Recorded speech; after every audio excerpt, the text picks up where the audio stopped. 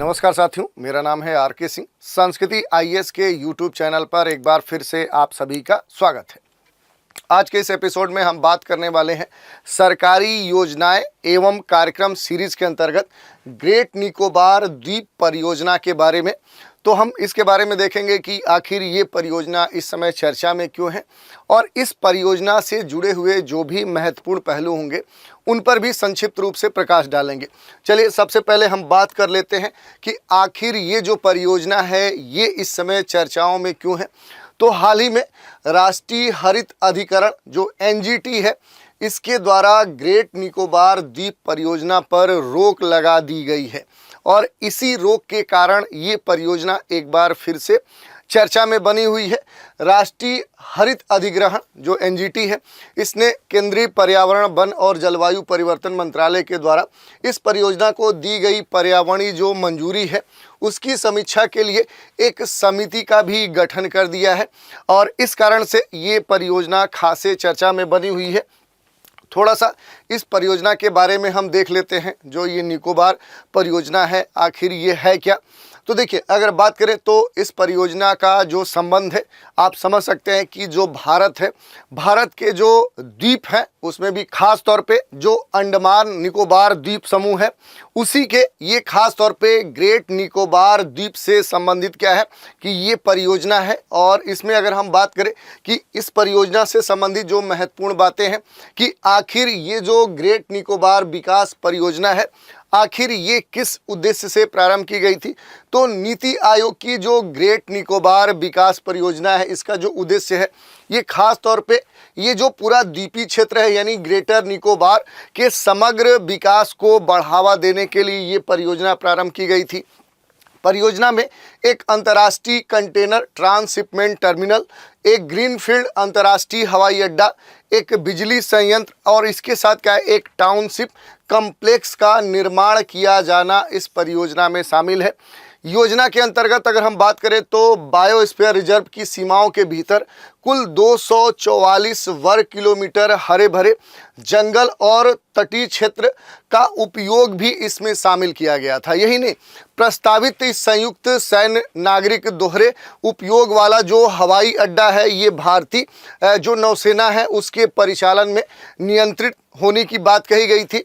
और इसके लिए क्या है कि एक बड़ा अमाउंट, लगभग क्या है कि कहें तो 72,000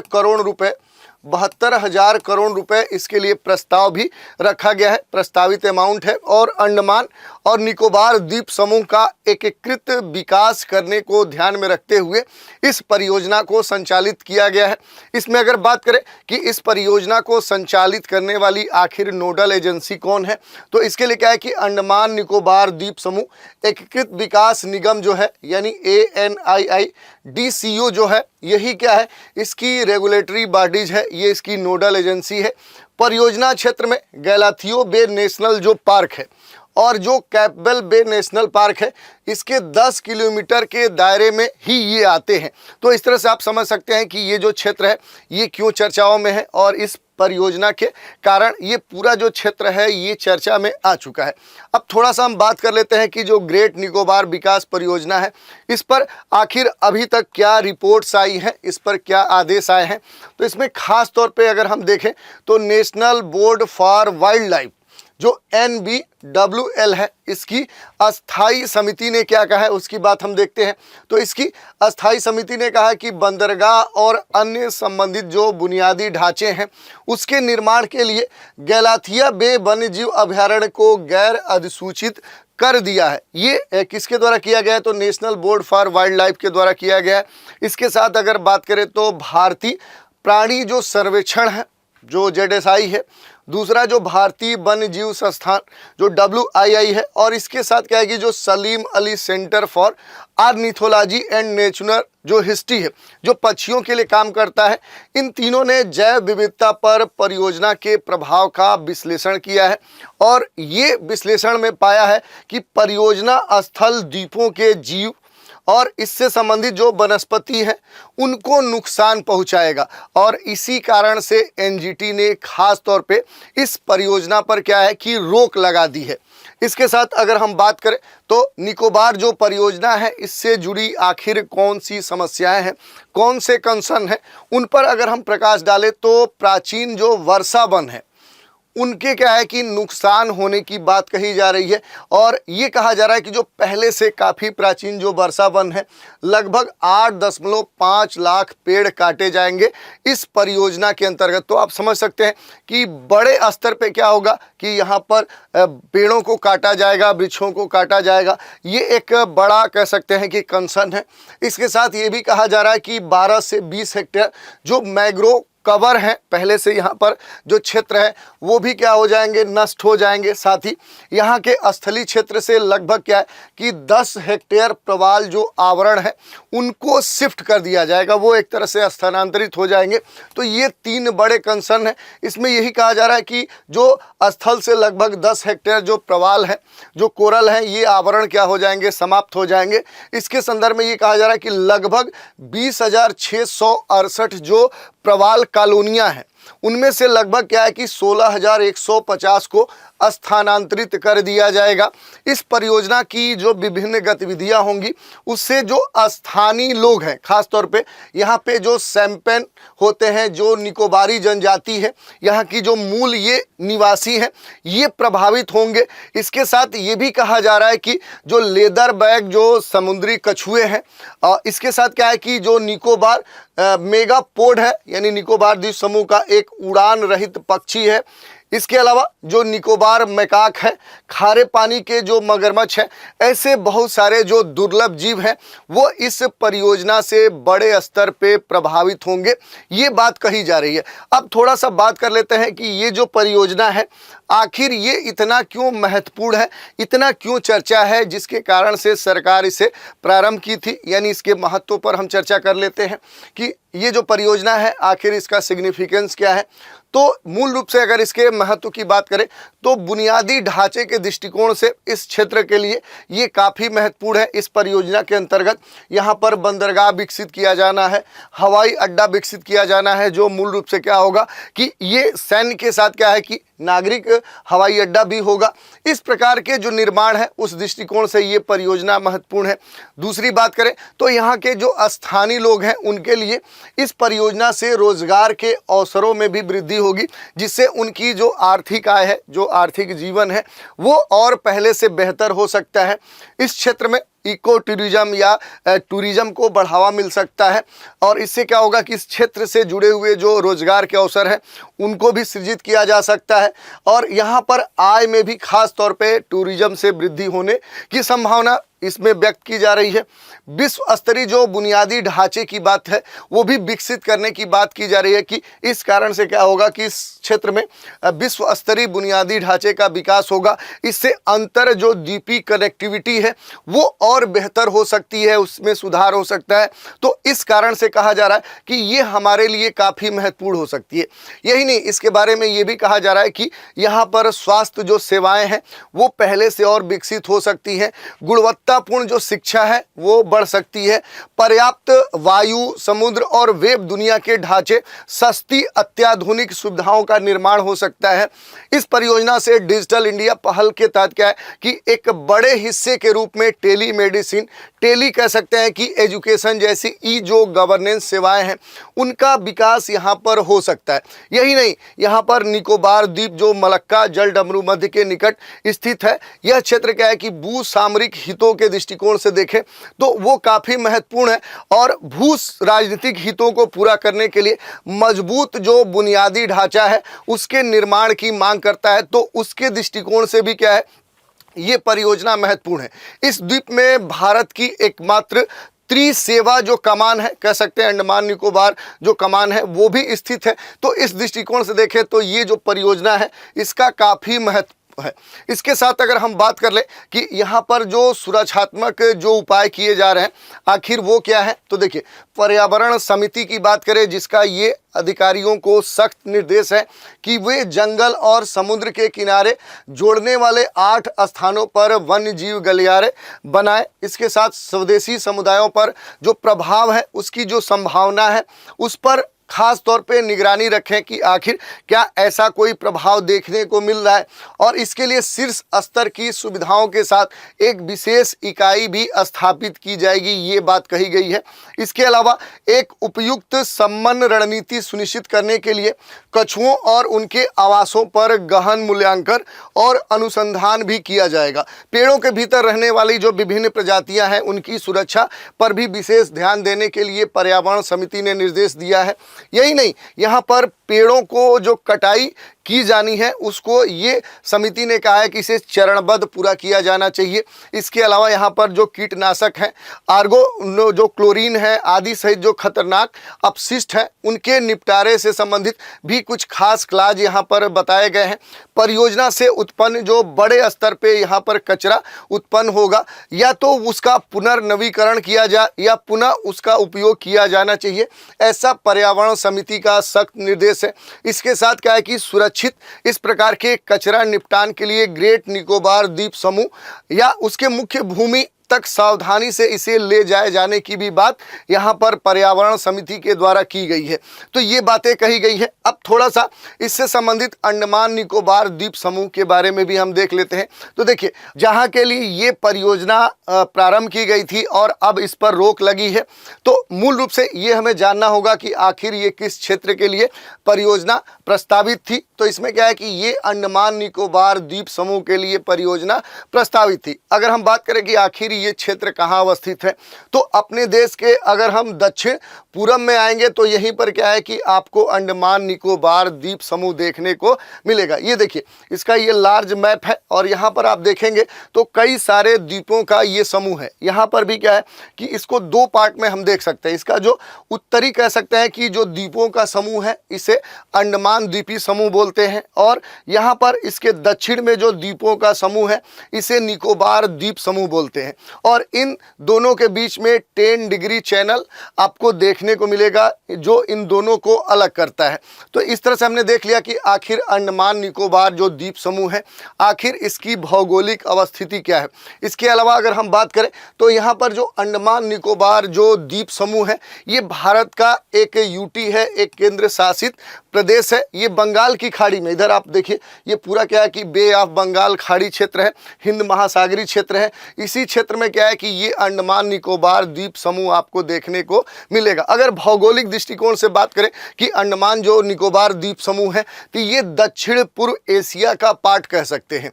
इसके अलावा अगर बात करें, पहले हमने बोला कि जो 10 डिग्री है ये क्या करता है कि अंडमान जो द्वीपी समूह है उसको निकोबार द्वीपी समूह से अलग करता है। यहाँ पर बहुत सारे द्वीप आपको देखने को मिलेंगे। एक आंकड़ा है कि लगभग क्या है कि लगभग 265 छोटे बड़े द्वीप इन दोनों क्षेत्रों में आपको देखने को मिल सकते हैं। इन द्वीपों में की अगर बात करें तो अधिकांश जो द्वीप है यहाँ पर जो छोटे बड़े आइलैंड हैं उन द्वीपों में मूल रूप से जो अल्ट्रा बेसिक ज्वालामुखी है उन पर ये स्थित है। खास तौर पे जो तृतीयक बलुआ पत्थर होता है, चूना पत्थर होता है, उस प्रकार के शैलों से ये बने हुए हैं।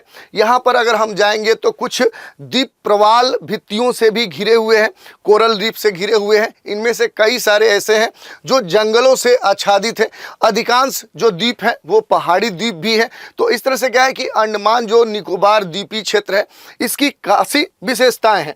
तो इस तरह से हमने देख लिया। अब थोड़ा सा अगर हम इस क्षेत्र में आए तो इसके बारे में अगर हम देखेंगे तो यहाँ पर क्या है कि अगर जनगणना 2011 की बात करें तो उस आंकड़े के अनुसार यहाँ की जो जनसंख्या है, अगर सेंसस की बात करें 2011 की, तो उसके अनुसार क्या है कि यहाँ की जो जनसंख्या है वो 3,79,944 है। तो आप देख सकते हैं कि द्वीपीय क्षेत्र होने के बावजूद यहाँ की जो पॉपुलेशन है, जो जनसंख्या है वो ठीक ठाक है। इसके अलावा जो अंडमान निकोबार द्वीप समूह क्षेत्र है इसकी जो राजधानी है वो क्या है, वो पोर्ट ब्लेयर है। आपको यहाँ पर देखने को मिलेगा। ये क्या है, ये पोर्ट ब्लेयर है। यही क्या है कि इस यूटी की राजधानी है।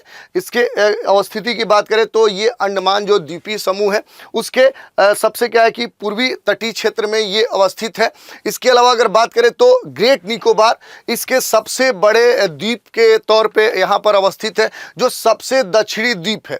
यही नहीं, यहीं पर इंडोनेशिया का जो सुमात्रा द्वीप है उसके बहुत करीब ये पड़ता है। ठीक है, तो ये इसकी अवस्थिति है। इसके अलावा अगर बात करें तो ये भी पूछता है जो उत्तरी अंडमान है, उत्तरी अंडमान पे जो सैंडल पीक है, यहाँ पर देखेंगे जो उत्तरी नॉर्थ जो अंडमान है यहीं पर क्या है कि आपको सैंडल पीक आपको देखने को मिलेगी, जो क्या है कि यहाँ पर सबसे ऊंची चोटी है।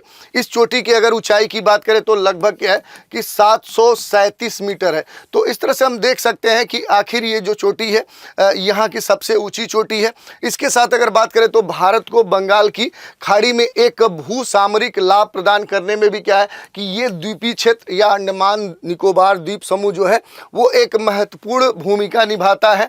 और यहाँ पर अगर बात करें तो दक्षिण पूर्व एशिया वाला जो क्षेत्र है वहाँ पर ये जो क्षेत्र है एक सुलभ और सरल पहुंच भी प्रदान करता है। ये दुनिया के प्रमुख जो चोक पॉइंट्स हैं उनमें से एक है। मलक्का जैसे जल डमरू मध्य के करीब होने के कारण इसकी जो भू सामरिक स्थिति है वो काफ़ी महत्वपूर्ण हो जाती है। और अंडमान निकोबार द्वीप समूह के भारतीय या मुख्य भूमि की तुलना में क्या है कि पूर्वी एशिया से अधिक निकटता होने के कारण इसे निर्यात हब के रूप में भी देखा जा रहा है। और यही कारण है कि इस पूरे द्वीपीय समूह को बड़े स्तर पे विकसित किया जा रहा है, यहाँ आधारभूत संरचनाओं का विकास किया जा रहा है। तो इस दृष्टिकोण से ये काफ़ी महत्वपूर्ण है। इसके साथ इसके बारे में हमने देख लिया कि आखिर इसकी विशेषताएं क्या हैं। अब अगर हम बात करें कि इस क्षेत्र में जाएंगे तो 2018 की बात करें तो 2018 में अंडमान के जो रोस, नील और जो हैवलॉक आइलैंड थे इनके नाम बदल दिए गए। इनके नाम क्या रख दिए गए तो क्रमशः क्या है कि नेताजी सुभाष चंद्र बोस, यानी जो रोस आइलैंड था उसका नाम रख दिया गया नेताजी सुभाष चंद्र बोस। दूसरा जो यहाँ पर जो आइलैंड है वो है नील आइलैंड, इसका नाम शहीद द्वीप रख दिया गया। तीसरा जो हैवलॉक द्वीप है इसका नाम स्वराज द्वीप रख दिया गया। इसके अलावा अगर बात करें तो अंडमान निकोबार जो द्वीप समूह है यहाँ पर कई सारे पीबीटीजी ग्रुप्स भी आपको देखने को मिलेंगे, जिसमें अगर हम बात करें तो ग्रेट अंडमान है, ओंग्स है, सोम्पेन है, जारवा है, नॉर्थ सेंटिलीज है। तो इस प्रकार के जो पर्टिकुलरली जो वल्नरेबल ट्राइब्स ग्रुप्स हैं जो खास तौर पे इनके लिए विशेष कई सारी योजनाएं सरकार चलाती है इनके विकास के लिए, तो ये यहाँ पर कह सकते हैं इनका निवास स्थान है। इन द्वीपों की अगर बात करें तो यहाँ पर उष्णकटिबंधीय आर्द्र सदाबहार वन हमें देखने को मिलते हैं। इसके साथ क्या है कि उष्णकटिबंधीय अर्ध सदाबहार वन और आर्द्र पर्णपाती और तटवर्ती वनों के साथ क्या है कि दलदली वन भी यहाँ पर हमें देखने को मिलते हैं। इन द्वीपों की बात करें तो इन द्वीपों में लगभग 96 वन्य जीव अभ्यारण्य हमें देखने को मिल सकते हैं। यहाँ पर 9 राष्ट्रीय पार्क और एक जैव संरक्षित क्षेत्र यानी बायो स्फीयर रिजर्व भी हमें देखने को मिल सकता है। तो ये हमने देख लिया कि जो अंडमान निकोबार द्वीप समूह है इससे जुड़ी हुई जो महत्वपूर्ण विशेषताएं हैं उनकी हमने चर्चा कर ली। अब बात कर लेते हैं राष्ट्रीय हरित अधिकरण जिसने यहाँ पर चल रहे परियोजना पर रोक लगा दी है, तो इसके बारे में भी थोड़ा सा देख लेते हैं। तो राष्ट्रीय हरित अधिकरण की जो स्थापना है ये 18 अक्टूबर 2010 को राष्ट्रीय हरित अधिकरण अधिनियम 2010 के तहत की गई थी। एनजीटी का जो उद्देश्य है वो पर्यावरण बचाव और वन संरक्षण के साथ अन्य जो प्राकृतिक संसाधन सहित जो पर्यावरण है उनसे संबंधित किसी भी कानूनी अधिकार के प्रवर्तन और क्षतिग्रस्त व्यक्ति अथवा संपत्ति के लिए अनुतोष और क्षतिपूर्ति प्रदान करने और इससे जुड़े हुए जो विभिन्न मामले हो सकते हैं उनका प्रभावशाली और तीव्र गति से निपटान करना एनजीटी का कार्य है। तो इस तरह से हमने देख लिया कि आखिर जो एनजीटी है आखिर ये करती क्या है। इसके अलावा अगर बात करें तो जो राष्ट्रीय हरित अधिकरण है ये नागरिक प्रक्रिया जो संहिता 1908 है उसके द्वारा तय की गई जो कार्यविधि है उससे प्रतिबंधित नहीं है, बल्कि प्राकृतिक न्याय सिद्धांतों के अनुसार ये कार्य करती है। यही नहीं, एनजीटी जो है ये इस अधिनियम के अनुसार जो एनजीटी है इसके पास आने वाले जो विभिन्न पर्यावरण संबंधित मुद्दे हैं उनका निपटारा 6 महीने के अंदर अनिवार्य रूप से हो जाना चाहिए। इसी कारण से ये माना जाता है कि जो भी पर्यावरण पर्यावरणीय मुद्दे हैं उनको जल्दी से जल्दी एनजीटी उनका समाधान कर लेती है। यही नहीं, यह अधिकरण जो है एनजीटी जो है पर्यावरण के विभिन्न मामलों को द्रुत गति से और न्याय प्रदान करने के दृष्टिकोण से भी जाना जाता है। यही नहीं, न्याय प्रदान करके ये उच्च न्यायालयों को उनके मुकदमों के भार से भी कम करता है। तो इस तरह से जो विभिन्न प्रकार के कोर्टों पर पर्यावरण से संबंधित जो बहुत सारे मुद्दे हैं जो न्यायालय में निलंबित हैं या कह सकते हैं कि अभी भी वहां पर फंसे हुए हैं, उनको जल्दी से जल्दी हल करने में ये महत्वपूर्ण भूमिका निभाती है। यही नहीं, एनजीटी की जो प्रधान पीठ है वो नई दिल्ली में तथा 4 अन्य जो इसकी पीठें हैं वो भोपाल, पुणे, कलकत्ता और चेन्नई में अवस्थित हैं। तो इस तरह से हमने देख लिया कि एनजीटी की आखिर क्या विशेषताएं हैं और इसके साथ हमने बात कर लिया कि जो ये परियोजना है इस पर एनजीटी ने क्यों रोक लगाई है और इससे जुड़े हुए जो भी महत्वपूर्ण पहलू थे उन पर भी हमने बात कर ली। तो आज के इस एपिसोड में इतना ही। नए एपिसोड में एक नए विषय के साथ फिर मिलेंगे, तो आप हमारे साथ बने रहें। इसके लिए धन्यवाद।